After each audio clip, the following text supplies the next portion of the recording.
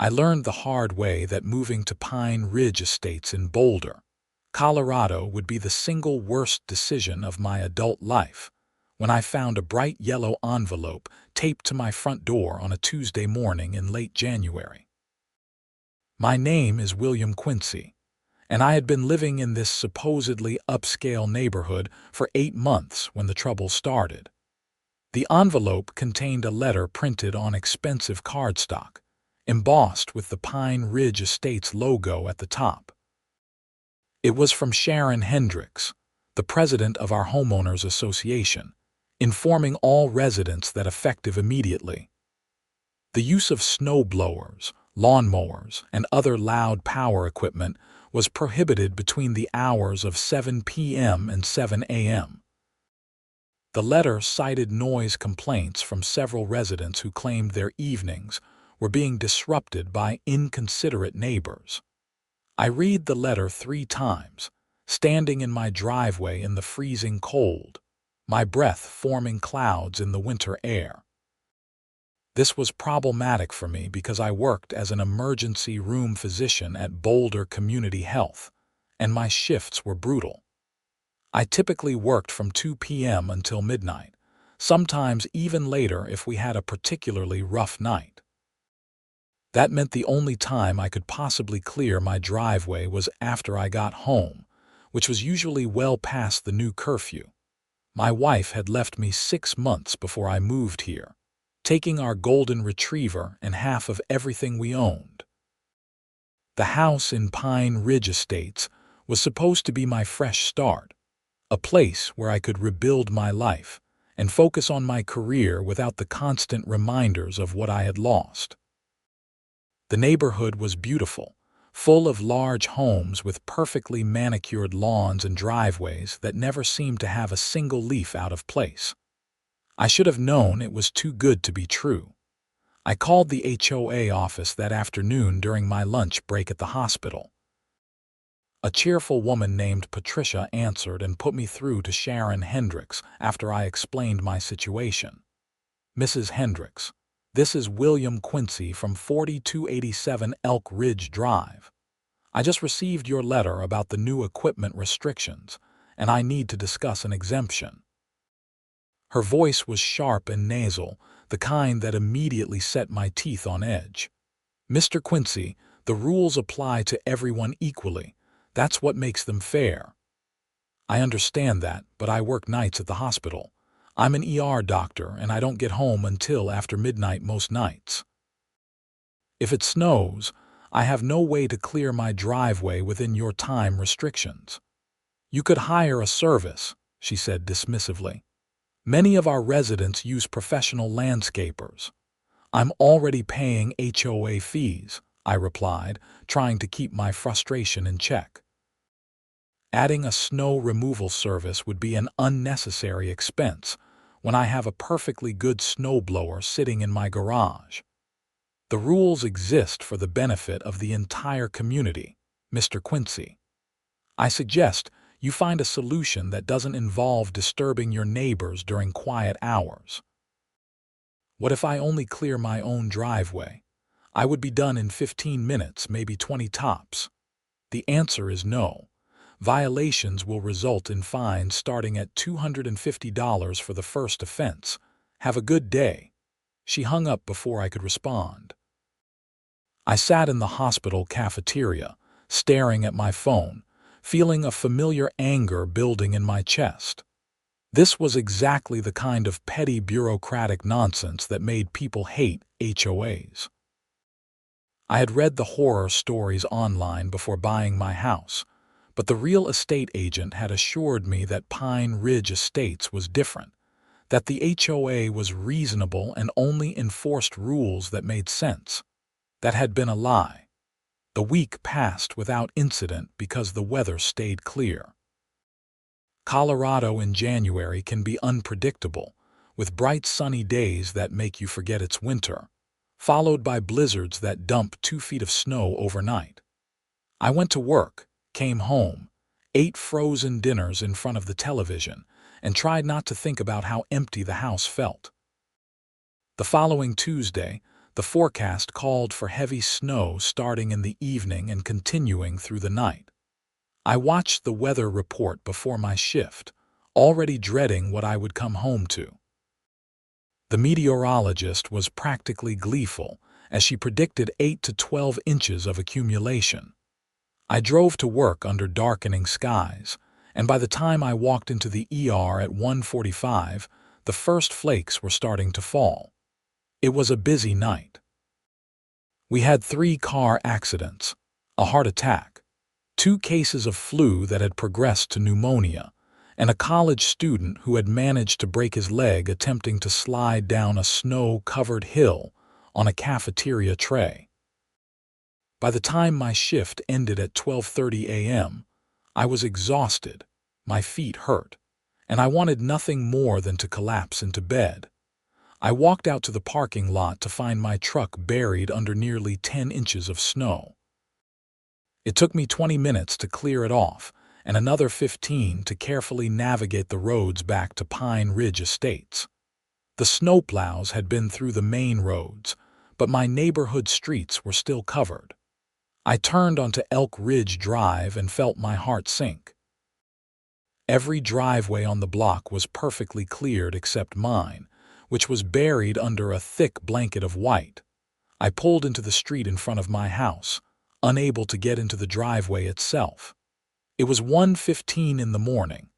I sat in my truck with the engine running, considering my options. I could leave the truck in the street and deal with the driveway in the morning, but that would mean calling in late to work, which I couldn't afford to do. We were already short-staffed at the hospital. Or I could use my snowblower now and risk the fine from the HOA. I thought about Sharon Hendricks and her dismissive tone on the phone. I thought about the fact that I was paying $700 a month in HOA fees for questionable benefits. I thought about how I had spent the last 12 hours saving lives while she probably sat at home watching television and thinking of new ways to make her neighbors miserable. I made my decision. I got out of the truck, unlocked my garage, and fired up my Toro snowblower. The engine roared to life, loud in the quiet night. Snow was still falling steadily, and the temperature had dropped to around 15 degrees.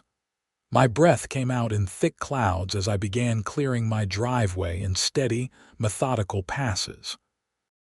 The snowblower cut through the accumulated snow like butter, throwing it in a high arc onto my front lawn. I focused on my driveway and the small section of sidewalk directly in front of my property. I didn't touch my neighbors' sidewalks or driveways. I didn't clear any common areas. I simply took care of my own property, which seemed like the most reasonable thing in the world. It took me 25 minutes to clear everything. By the time I finished, it was nearly 2 in the morning.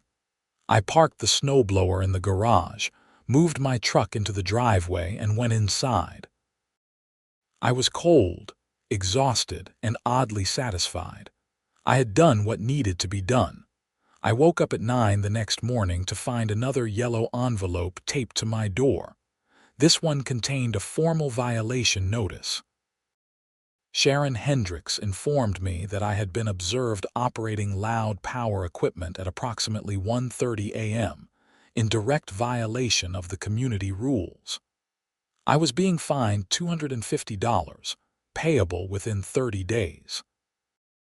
The notice also warned that subsequent violations would result in increased fines and potential legal action. I stood in my kitchen, reading the notice over my morning coffee, and laughed. It was a bitter, angry sound that echoed off the walls of my empty house. Someone had actually stayed up or gotten up in the middle of the night to report me. The pettiness of it was almost impressive. I decided to pay the fine and let it go. It wasn't worth the stress, and I could afford it. I went online and submitted the payment through the HOA portal, then went about my day. I had 3 days off before my next shift, and I spent them doing laundry, grocery shopping, and trying to enjoy my time away from the hospital. When I returned to work on Saturday, my colleague, Dr. Miranda Chen asked me how my week had been. I told her about the HOA situation while we were grabbing coffee between patients. "That's insane," she said, shaking her head. "What are you supposed to do, just leave your driveway buried?" "Apparently I'm supposed to hire a service that I don't need and can't afford." "You know what you should do? You should run that snowblower right at midnight. Technically, that's still following their rules." I looked at her, a slow smile spreading across my face. "That's actually brilliant." "I have my moments," she said, grinning. "Stick it to them, Will. Some people need to learn that not everyone lives on their schedule." The idea took root in my mind and wouldn't let go. Midnight was technically after 7 p.m., but also technically within the allowed hours once 7 a.m. rolled around. If I ran my snowblower at exactly midnight, I would be operating in the gray area of their poorly worded rule. And if I only cleared my own property, not touching anything that belonged to the HOA or my neighbors, they would have a hard time justifying another fine.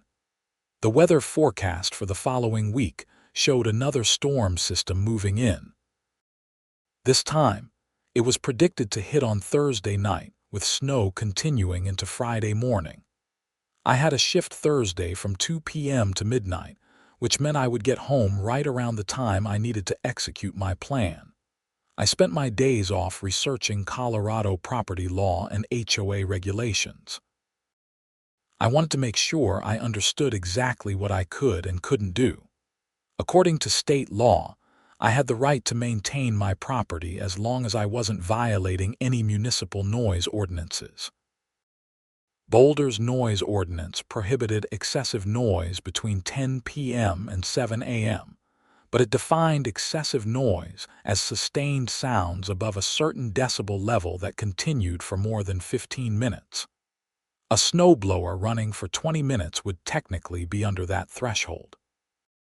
The HOA rules were more restrictive than the municipal code, but they were also more poorly written.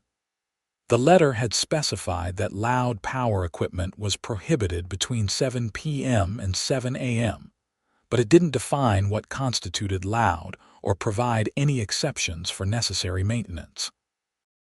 If my driveway was impassable, clearing it could be considered emergency maintenance, which most HOA governing documents allowed regardless of time restrictions. I was building a defense in case this turned into a legal battle, but I also knew I might be overthinking it. Sometimes the best approach was just to do what you needed to do and deal with the consequences later. Thursday arrived with clear skies that gradually clouded over as the afternoon progressed. I went to work and watched through the windows as the snow began to fall around 6 p.m. It came down hard and fast, the kind of heavy, wet snow that accumulates quickly and makes driving dangerous. We had a steady stream of patients all night, including several more car accidents and a woman who had slipped on her front steps and broken her wrist. By 11 p.m., there were at least 8 inches on the ground, and the forecast showed it continuing for several more hours. I left the hospital at midnight exactly, having timed my charting and handoff to end right on schedule. The drive home took longer than usual because visibility was poor, and the roads were treacherous despite the plows. I arrived at Pine Ridge Estates at 12:35 to find my driveway once again buried while everyone else's was clear. I pulled into the street and sat in my truck for a moment, gathering my resolve. Then I checked my watch. It was 12:37. Close enough. I opened the garage, started the snowblower, and began clearing my driveway. The snow was heavy and thick, and the machine worked hard to throw it clear. I focused intently on my property line, making sure not to cross onto my neighbors' driveways or the sidewalk that technically belonged to the HOA. I cleared my driveway in neat passes, then did the small section of sidewalk directly in front of my house that was my responsibility according to my deed. The noise was substantial in the quiet night, but I didn't care. I was following the letter of their law, if not the spirit of it. When I finished at 1:10 a.m., I parked the snowblower, moved my truck, and went inside with a sense of grim satisfaction. The yellow envelope appeared on my door the next morning, right on schedule. This violation notice was longer and more detailed. Sharon Hendricks accused me of deliberately flouting the community rules and creating a disturbance in the middle of the night. The fine was increased to $500 because this was my second offense. The notice also informed me that I was required to attend the next HOA board meeting to address my behavior. I called the HOA office as soon as it opened at 9 a.m. I need to speak with Sharon Hendricks about the violation notice I received. Patricia put me through, and Sharon answered with barely concealed annoyance.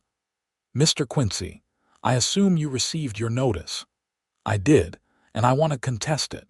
I cleared my driveway at 12:37 a.m., which is technically after 7 p.m. and therefore within the allowed hours." "Don't be ridiculous. The rule clearly prohibits equipment use during nighttime hours. The rule states equipment is prohibited between 7 p.m. and 7 a.m. Midnight is between those hours chronologically, but it's also the start of a new day. Your rule is poorly written." "You know exactly what the rule means, Mr. Quincy. You're deliberately trying to disturb your neighbors. I'm trying to clear my driveway so I can get to work and save lives. I work nights. I've explained this to you. If you want me to follow your rules, you need to provide reasonable accommodations for people who don't work 9 to 5. The board will discuss your situation at the meeting on Monday night at 7 p.m. You're required to attend. If you don't, we'll proceed with the fine and potentially additional penalties." "I'll be there," I said, and hung up. I spent the weekend researching my options and preparing what I would say at the meeting.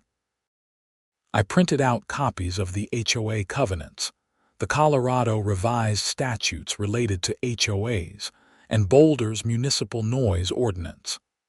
I also documented my work schedule and wrote a detailed timeline of events, including the dates and times of all my interactions with Sharon. Monday arrived, and I drove to the Pine Ridge Estates Community Center at 6:45 p.m. The community center was a modern building at the entrance to the neighborhood, with a large meeting room that the HOA used for their monthly gatherings. When I walked in, about 20 residents were already seated in folding chairs facing a long table where the board members sat. Sharon Hendricks was front and center. A woman in her early 50s with short blonde hair styled in the classic Karen cut that screamed middle management. She wore a navy blazer and had reading glasses on a chain around her neck. To her left sat 3 other board members, 2 men and 1 woman, all looking vaguely uncomfortable. I took a seat in the back and waited. The meeting started with standard business: approval of the previous meeting's minutes, a financial report, and discussion of some landscaping issues in the common areas. Finally, Sharon cleared her throat and looked directly at me. "We have a matter of resident discipline to address.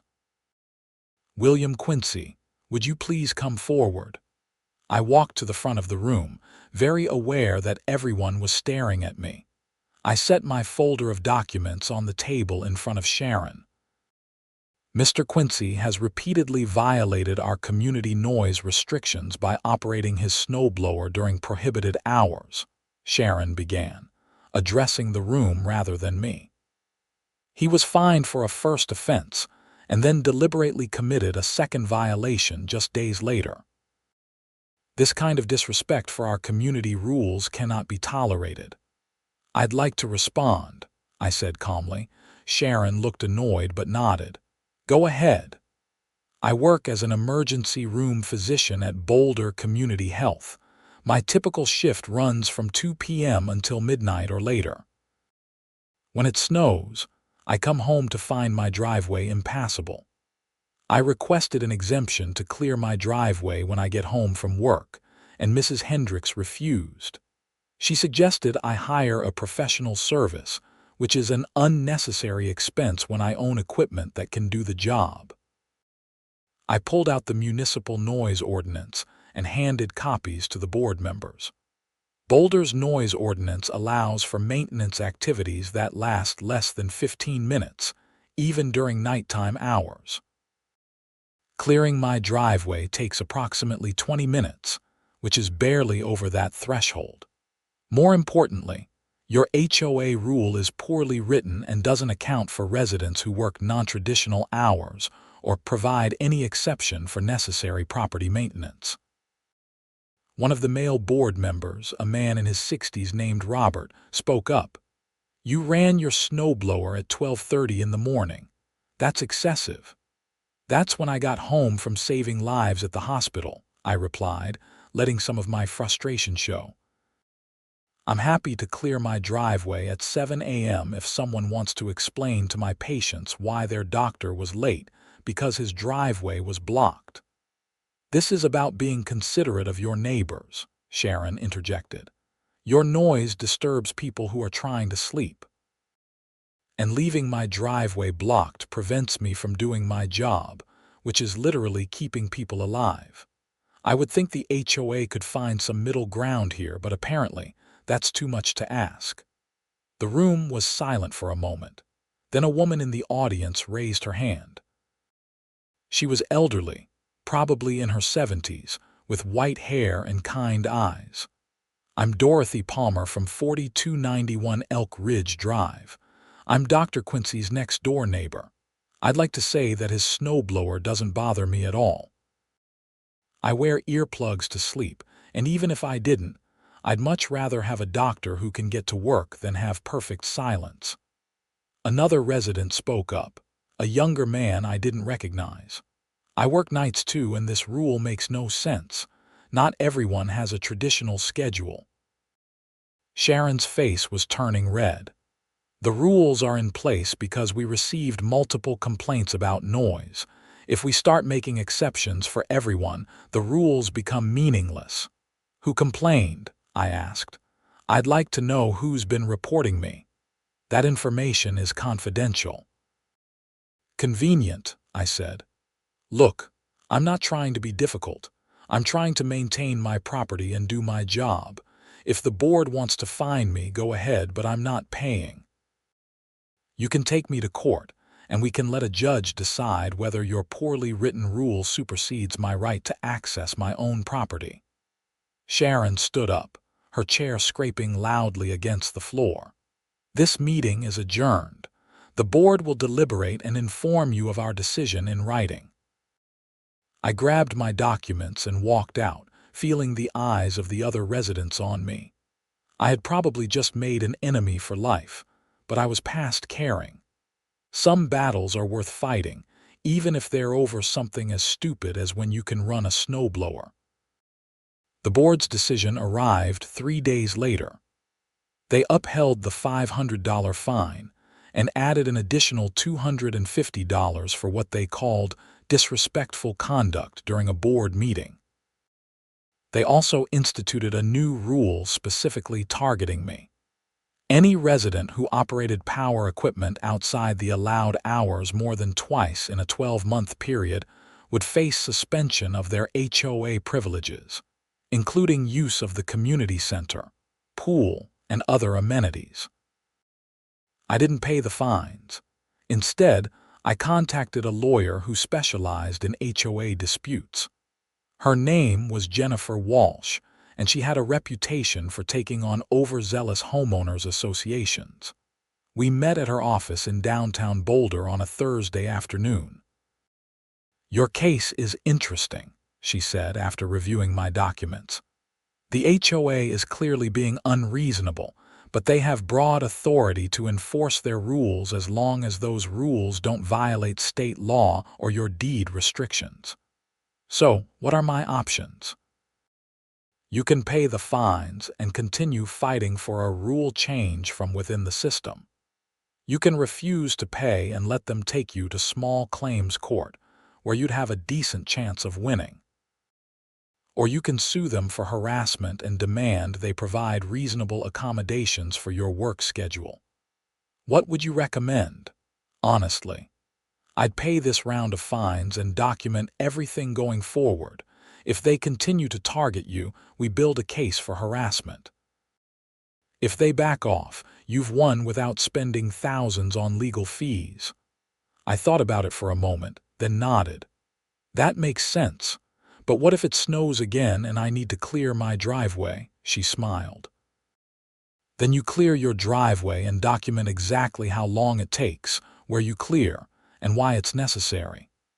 Take photos, keep records, and make sure you're only touching your own property. Build your paper trail. I paid her retainer and left feeling slightly better. At least I had someone in my corner if this escalated further. February arrived with more snow. Colorado's winter was particularly harsh that year, with multiple storms rolling through every week. Each time it snowed during my work hours, I faced the same dilemma. I started leaving work 15 minutes early when snow was forecasted, which allowed me to get home by 11:45. I would wait in my truck until exactly 7 a.m., then clear my driveway in the morning light. This meant I was getting about 4 hours of sleep on those nights, and I was exhausted. My performance at work began to suffer. I was slower, less focused, more irritable with the nurses and other staff. Miranda noticed and pulled me aside one evening. "You look terrible, Will. What's going on?" "The HOA thing. I'm waiting until morning to clear my driveway, which means I'm not getting enough sleep." "That's not sustainable. You're going to make a mistake with a patient." "I know," I admitted, "but I can't afford to keep fighting with them. The legal fees alone would bankrupt me." "Have you thought about just moving?" "Every day. But I'd lose money on the house, and I'm not sure I can handle another major life change right now." She squeezed my shoulder sympathetically. "Something's got to give, Will. You can't keep doing this." The breaking point came on a Friday night in mid-February. We had a trauma come in around 11 p.m., a construction worker who had been in a serious car accident on Highway 36. He had internal bleeding, multiple fractures, and was touch and go for several hours. I was part of the team working on him, and we managed to stabilize him enough to get him into surgery. I didn't leave the hospital until 3:30 in the morning. It had been snowing heavily all night, and when I got home, my driveway had at least 14 inches of accumulation. I was so exhausted I could barely see straight. My hands were shaking from adrenaline and fatigue. I sat in my truck and stared at that wall of snow blocking my driveway. The thought of waiting until 7 a.m., of sitting in my freezing truck for another 3.5 hours, made me want to scream. I thought about the patient we had just saved, about the work I did every single day, about how I deserved to come home and go to sleep in my own bed, without jumping through arbitrary hoops set by someone with nothing better to do than make my life difficult. I got out of the truck, opened the garage, and started the snowblower. This time, I didn't care that it was nearly 4 in the morning. I didn't care who I woke up. I cleared my driveway in angry, aggressive passes, throwing snow as far as the machine would launch it. I cleared my sidewalk. I cleared the area in front of my garage. I took care of my property, and then I put the snowblower away, parked my truck, and went inside. I slept for 5 hours and woke up to pounding on my front door. When I answered, Sharon Hendricks was standing on my porch with a man I didn't recognize. He was tall, probably in his early 40s, wearing an expensive suit and holding a leather portfolio. "Mr. Quincy, this is David Martinez, the HOA's attorney. We need to discuss your continued violations of community rules." I was still in my pajamas, unshaven, probably looking as rough as I felt. "It's 10 in the morning on a Saturday. This couldn't wait. You operated your snowblower at approximately 3:45 a.m., David said, his voice smooth and professional. That's your third violation. According to the community bylaws, we're now entitled to pursue legal action to enforce compliance. Great. Sue me. I'm sure a judge will be very sympathetic to your position that an emergency room doctor shouldn't be allowed to clear his driveway after saving someone's life. Sharon's eyes narrowed. Your job doesn't give you the right to break the rules, Mr. Quincy. Actually, it kind of does. It's called reasonable accommodation. Look it up. David pulled a document from his portfolio and handed it to me. This is a cease and desist letter. If you violate the noise restrictions again, we'll file for an injunction and pursue fines of up to $1,000 per violation. I took the letter but didn't look at it. You people are unbelievable. I work myself to death at the hospital, and you treat me like a criminal for maintaining my property. No one forced you to buy in a community with an HOA, Sharon said smugly. If you don't like the rules, you're welcome to move. Something snapped inside me. You know what? I'm done playing nice. You want a war over when I can clear my driveway? Fine. Let's have a war. I slammed the door in their faces and immediately called Jennifer Walsh. She answered on the third ring and I explained what had just happened. They came to your house unannounced. On a Saturday morning. Yes, and they brought a lawyer. Okay, that's actually good for us. That's harassment. Send me photos of that cease and desist letter and don't sign anything they give you. We're going to file a counterclaim. For what? Harassment. Intentional infliction of emotional distress. And we're going to demand that they provide reasonable accommodations for your work schedule. This has gone too far. Over the next week, Jennifer prepared our case while I continued working my regular shifts. It snowed twice more, and both times I waited until 7 a.m. to clear my driveway, sacrificing sleep and sanity to avoid giving them more ammunition. I was a zombie at work, going through the motions but barely present. On February 23rd, Jennifer filed our lawsuit in Boulder County Court.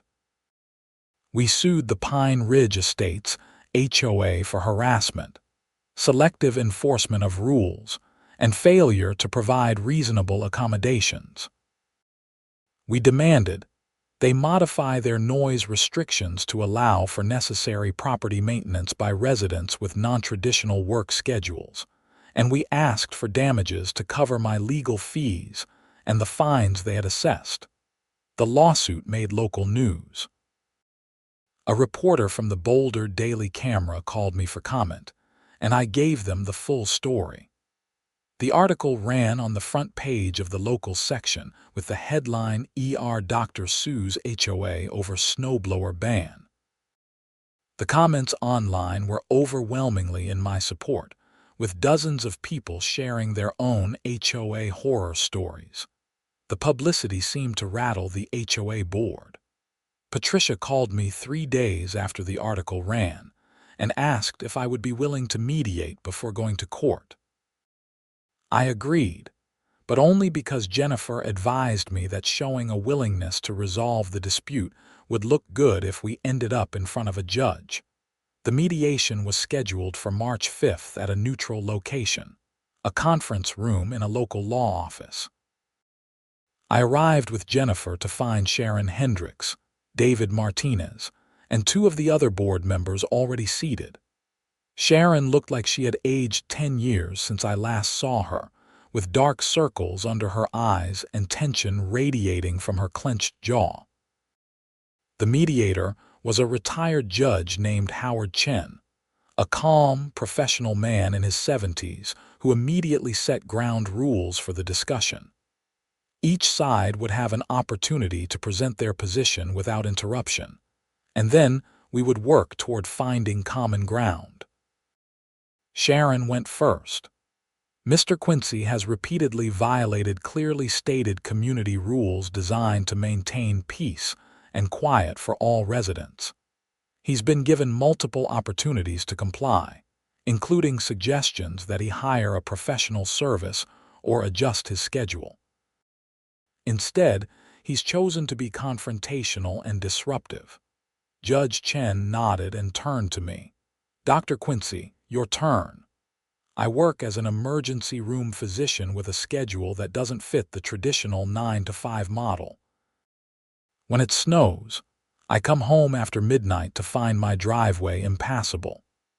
The HOA has refused to provide any accommodation for my situation, instead insisting that I either pay for an expensive service I don't need or somehow change my work schedule, which isn't possible. I'm not trying to disturb anyone. I'm trying to access my own property so I can sleep after spending 12 hours trying to keep people alive." Judge Chen looked at both parties for a long moment. "Mrs. Hendricks, why hasn't the board been willing to grant Dr. Quincy an exemption?" Sharon shifted uncomfortably. "If we grant him an exemption, we'll have to grant exemptions to everyone. The rules become meaningless. How many other residents have requested exemptions?" "Well, just him, but that's not the point." "That's exactly the point," Jennifer interjected. "The HOA is refusing to make a reasonable accommodation for a single resident with documented unusual work circumstances. This isn't about precedent. It's about one man's right to maintain his property." Judge Chen turned to David Martinez. "From a legal perspective, what's your concern with granting an accommodation?" David looked uncomfortable. "Our concern is that it sets a precedent for future requests. If Dr. Quincy can clear his driveway at midnight, what's to stop other residents from claiming similar needs?" "Perhaps the fact that most people don't work until midnight," I said, unable to keep the sarcasm out of my voice. Judge Chen held up a hand. "Let's focus on solutions. Dr. Quincy, how long does it typically take you to clear your driveway?" 20 to 25 minutes, depending on how much snow has accumulated. "And you're only clearing your own driveway and sidewalk, correct? Not common areas, correct? I'm very careful to stay on my property." Judge Chen turned to Sharon. "Mrs. Hendricks, it seems to me that a 20-minute noise disturbance once or twice a week during heavy snow periods is a reasonable accommodation for a resident whose job literally involves saving lives. Can the board agree to a limited exemption with specific conditions?" Sharon looked at David, who shrugged slightly. She was clearly unhappy, but she also seemed to recognize that the judge was offering them a way out. "What kind of conditions, Doctor?" "Quincy would be allowed to clear his driveway immediately upon returning from work, regardless of time, provided he completes the work within 30 minutes and confines his activities to his own property. In exchange, Dr. Quincy withdraws his lawsuit. Does that seem fair?" Jennifer looked at me and I nodded. It was more than fair. It was exactly what I had been asking for from the beginning. "My client accepts those terms," Jennifer said. Sharon hesitated, then said, "I'll need to present this to the full board." "Mrs. Hendricks," Judge Chen said, his voice taking on a slightly harder edge, "if this goes to court, I can tell you from experience that the judge will rule in Dr. Quincy's favor. You'll lose. You'll pay his legal fees and you'll likely face additional penalties for harassment. Take the deal." After a long pause, Sharon nodded. "Fine. We accept." The agreement was drawn up and signed that afternoon. I walked out of the mediation feeling lighter than I had in months. Jennifer shook my hand and congratulated me. "You did good, Will." Not many people have the courage to stand up to their HOA. "I just wanted to clear my damn driveway," I said, laughing. "I thought that was the end of it. I was wrong." The official modification to the HOA rules was supposed to be documented and distributed to all residents within 2 weeks of the mediation. Those 2 weeks came and went without any communication from the board. I called Patricia at the HOA office and was told that Sharon was working on the paperwork, Another week passed. Then another. I called Jennifer, who reached out to David Martinez. He claimed the board was dotting their I's and crossing their T's to make sure the exemption was properly worded. Meanwhile, it kept snowing. Each time I cleared my driveway immediately upon getting home from work, as per our agreement. I didn't receive any violation notices, so I assumed everything was fine. Then, in early April, when the snow was finally starting to taper off, I received a letter from the HOA. Not a yellow envelope this time, but a formal legal notice. The board had voted to amend the community covenants to prohibit individual exemptions to the noise restrictions. They claimed that such exemptions would create confusion and inconsistent enforcement. Therefore, my negotiated accommodation was being revoked. I stared at the letter in disbelief. They had waited until I withdrew my lawsuit and then pulled the rug out from under me.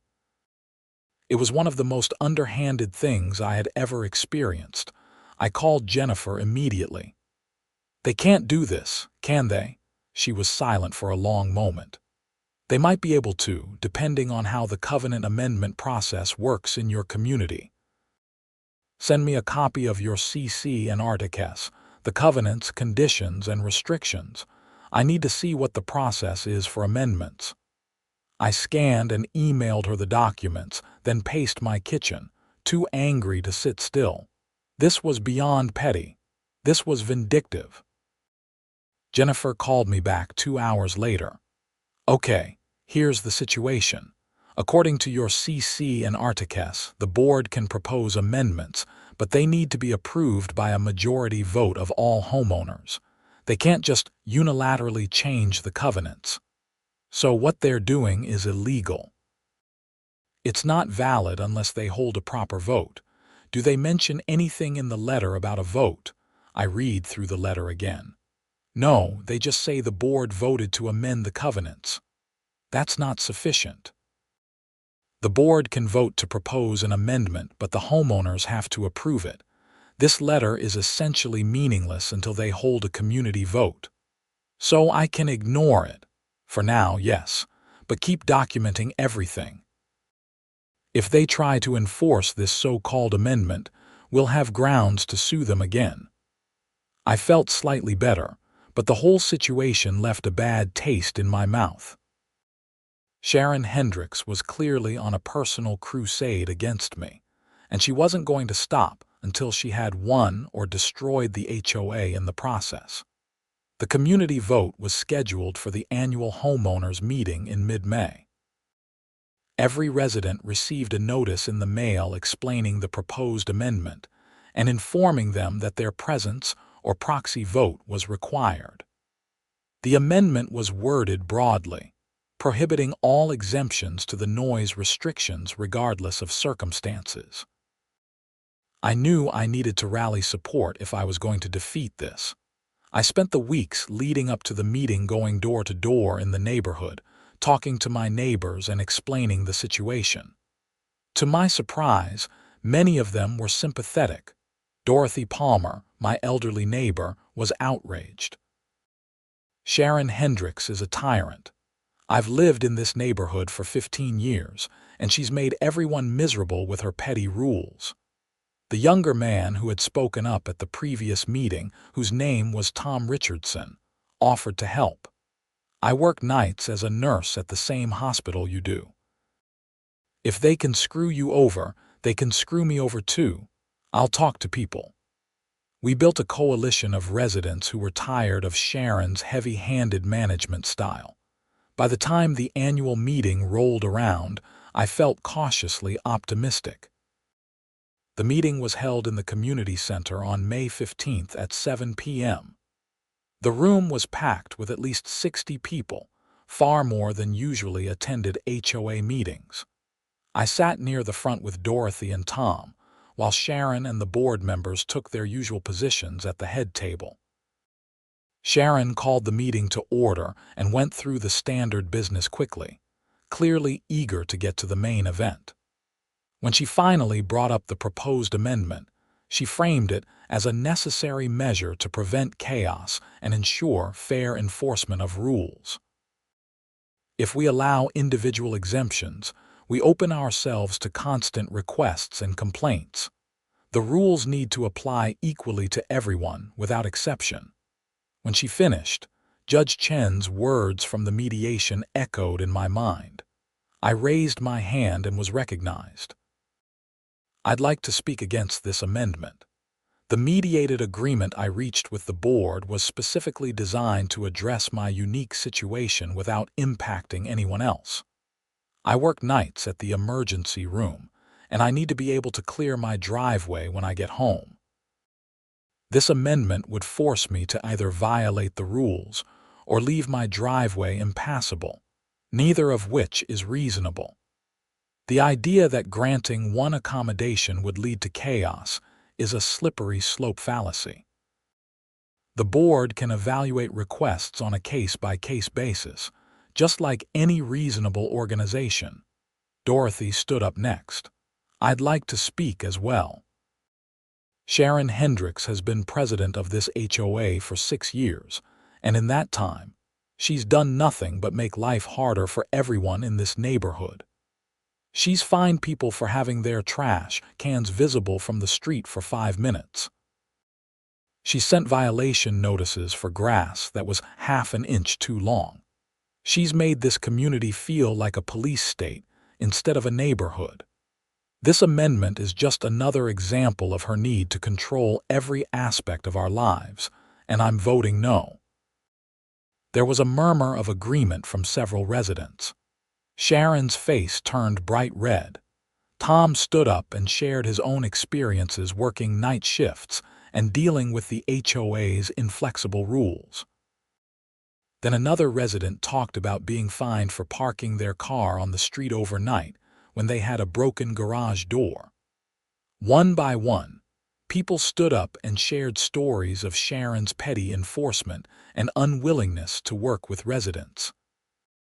By the time the vote was called, the mood in the room had shifted dramatically.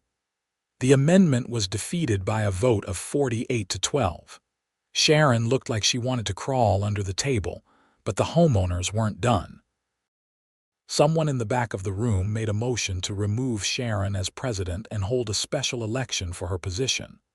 The motion was seconded, and after a heated debate, it passed by a narrow margin.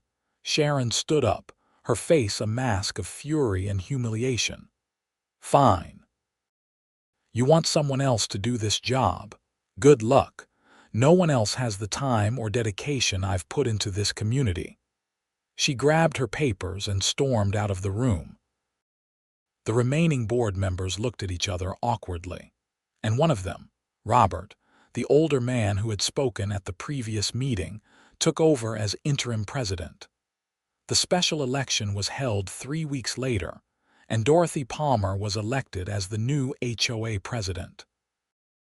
Her first act was to formally recognize the mediated agreement between me and the HOA, putting it in writing and distributing it to all residents.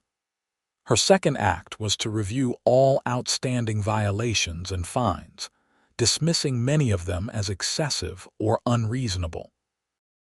Under Dorothy's leadership, Pine Ridge Estates became a more pleasant place to live.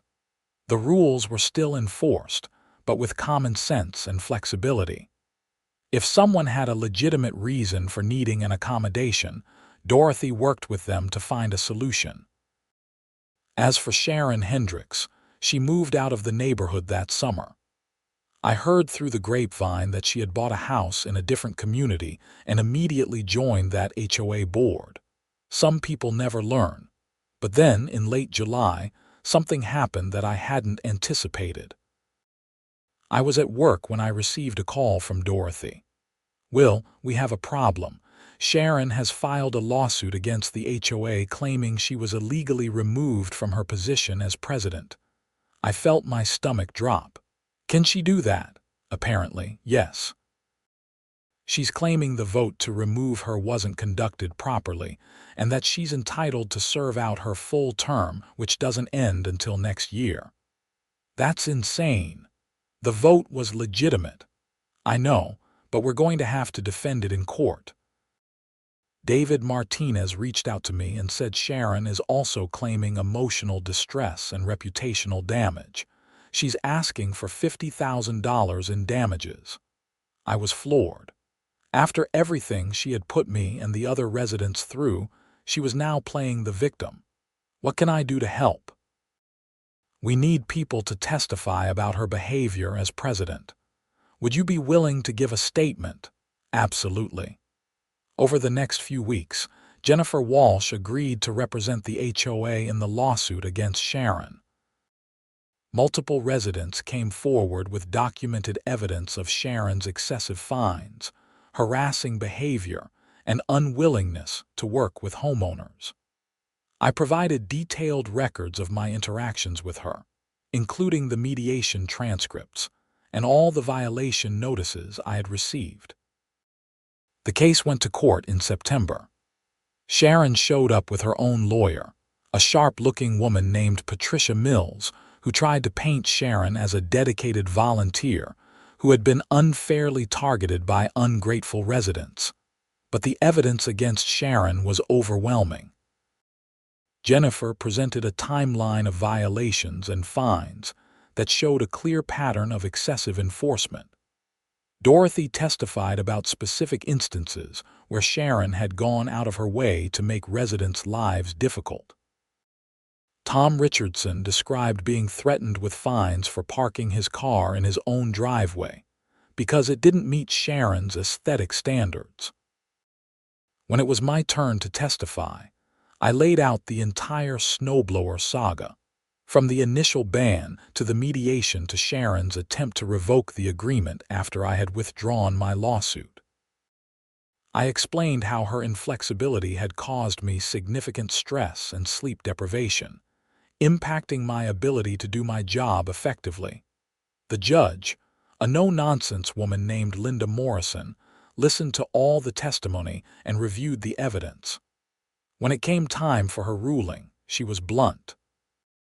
Mrs. Hendricks, it's clear from the evidence presented that you abused your position as HOA president. Your enforcement of rules was excessive, inconsistent, and often vindictive. The homeowners had every right to remove you from your position, and they followed the proper procedures in doing so. Your lawsuit is without merit, and I'm dismissing it with prejudice. Furthermore, I'm ordering you to pay the HOA's legal fees, which I understand total approximately $15,000. Court is adjourned. Sharon looked like she had been slapped. She stood up and walked out of the courtroom without a word, her lawyer hurrying after her. I felt a wave of relief wash over me. It was finally over, but it wasn't. Not quite. 2 weeks after the court ruling, I was at home on a rare day off when I heard shouting outside. I looked out my window to see Sharon Hendricks standing in the middle of the street, screaming at Dorothy Palmer, who was trying to get into her car. "This is all your fault. You turned everyone against me. I gave 6 years of my life to this community, and this is how you repay me." I walked outside along with several other neighbors who had heard the commotion. Dorothy looked frightened but was trying to stay calm. "Sharon, you need to leave. You don't live here anymore." "I'll leave when I'm ready. You people destroyed my life. That doctor sued me, and now I can't afford to pay the legal fees." "Actually, you sued the HOA," I said, walking over, "and you lost because you were in the wrong." Sharon spun to face me, her eyes wild. "This is all because of you. If you had just followed the rules, none of this would have happened." "The rules were unreasonable, Sharon. You refused to compromise or show any flexibility. That's on you." She took a step toward me, and I saw her hand was trembling. "You ruined everything." Tom Richardson had called the police when the shouting started, and a Boulder PD officer arrived just as Sharon was advancing on me. The officer, a young woman named Officer Jessica Torres, stepped between us. "Madam, I need you to calm down." "I am calm." Sharon shouted, which was obviously not true. "Madam, You're trespassing in a private community where you no longer reside. You need to leave immediately, or I'll have to arrest you for disorderly conduct." Sharon looked around at all the neighbors who had gathered, her expression a mixture of fury and desperation. For a moment, I almost felt sorry for her. Almost. "Fine," she spat. "I'm leaving, but this isn't over." She got in her car and peeled out, leaving rubber marks on the pristine neighborhood streets that she had once obsessed over.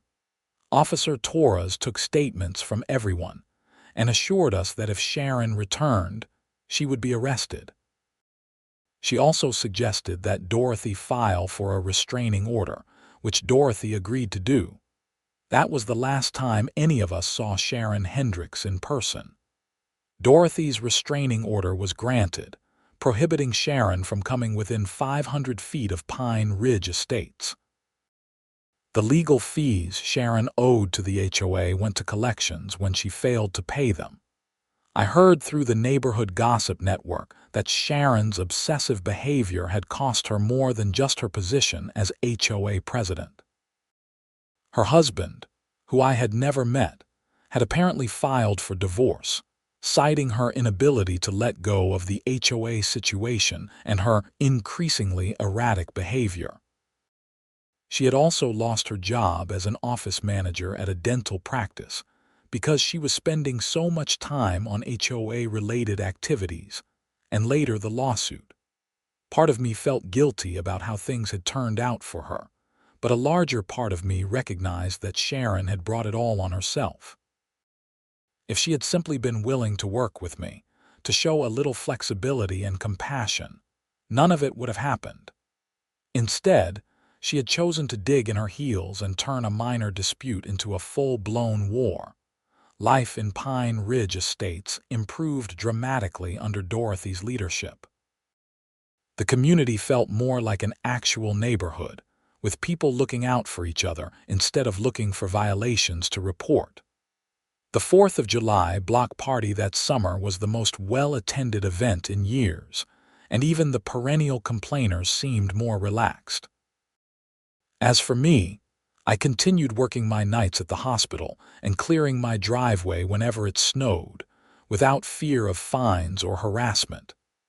I even helped some of my elderly neighbors with their driveways when I had the energy, and no one complained about the noise. In November, almost a year after the snowblower saga began, we had our first major storm of the season. I came home at 12:30 a.m. to find a foot of snow covering my driveway. I fired up my snowblower and cleared it in 20 minutes, then cleared Dorothy's driveway as a thank you for everything she had done. When I finished and was putting the snowblower away, I saw Dorothy standing in her doorway in her bathrobe, smiling and waving. I waved back, feeling a sense of contentment that had been missing from my life for a long time. Sometimes standing up for yourself means going to war over something as mundane as when you can run a snowblower. Sometimes it means spending money on lawyers and sitting through mediation sessions and court appearances. Sometimes it means becoming the neighborhood pariah until people finally see what you've been dealing with all along. But in the end, it's worth it. Because principles matter, and so does the right to maintain your own property without jumping through arbitrary hoops set by people who have nothing better to do than make your life difficult. I learned a lot from my battle with Sharon Hendricks and the Pine Ridge Estates, HOA. I learned that HOAs can be forces for good or evil, depending on who's running them. I learned that standing up to bullies, even petty ones, is important. And I learned that communities work best when they're run with compassion and common sense, instead of rigid adherence to rules that don't account for real life. The following spring, Dorothy announced that she wouldn't be running for re-election as HOA president. She was in her 70s and said she wanted to spend more time with her grandchildren. A younger couple, the Johnsons, who had moved in the previous summer, ran for the position and won. They had a similar philosophy to Dorothy, balancing reasonable enforcement with flexibility. My life settled into a comfortable routine. Work was still demanding, but I had found ways to manage the stress better. I started seeing a therapist, Dr. Susan Walsh, who helped me process the grief from my divorce and the anger from the HOA situation. I adopted a rescue dog, a golden retriever mix named Buddy, who kept me company during my days off and gave me a reason to take walks through the neighborhood. Tom Richardson became a good friend. We'd grab coffee before our shifts and compare notes on hospital politics, which somehow seemed less frustrating than HOA politics. He introduced me to his sister, Emily, a teacher at Boulder High School, and we went on a few dates, though we eventually decided we were better as friends. The neighborhood continued to thrive. The Johnsons organized a community garden in one of the common areas, and residents could rent plots to grow vegetables. The summer concert series in the community center park brought everyone together for music and food. The rules were still there, maintaining property values and keeping the neighborhood looking nice, but they were enforced with reason and humanity. I never forgot the lesson Sharon Hendricks taught me, though I doubt it was the lesson she intended. She taught me that unchecked authority, even in something as small as a homeowners association, can become tyrannical. She taught me the importance of fighting back when institutions overreach. And she taught me that communities are only as good as the people who run them. One winter evening, almost 2 years after the original snowblower incident, I was driving home from the hospital after a particularly long shift. It was snowing again, that soft, steady snowfall that Colorado does so well. As I turned onto Elk Ridge Drive, I saw several of my neighbors out clearing their driveways, even though it was after 9 p.m. They waved as I drove by, and I waved back. When I got home, I found a note taped to my garage door. It was from the Johnsons, letting me know that they had hired a snow removal service to do the common sidewalks and offering to include my driveway for a small fee. The note ended with, "But we know you like doing it yourself, so no pressure." I smiled and crumpled the note, tucking it into my pocket. I did like doing it myself.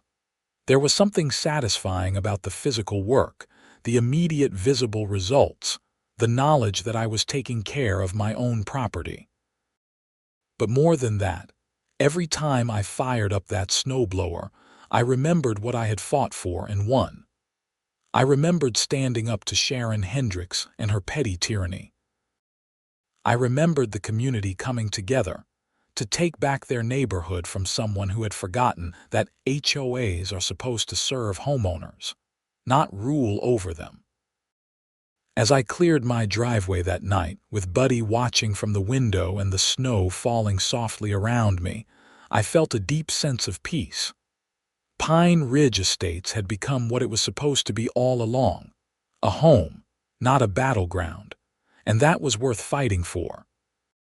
The snowblower hummed steadily as I made my final pass down the driveway, throwing snow in a high arc that glittered in the streetlight. When I finished, I stood for a moment in the quiet night, breathing in the cold, clean air, feeling grateful for the simple freedom to take care of my own property on my own schedule. Sharon Hendricks had wanted to control when I could clear my driveway, but in trying to assert that control, she had lost everything. Meanwhile, I had gained something more valuable than any HOA rule could provide: a real community, good neighbors, and the knowledge that sometimes the smallest battles are worth fighting because they represent something much larger. I put the snowblower away, gave Buddy his dinner, and finally collapsed into bed, knowing that when the next storm came, I would be ready. Not just with my snowblower, but with the confidence that comes from standing up for yourself and winning. And in the end, that made all the difference.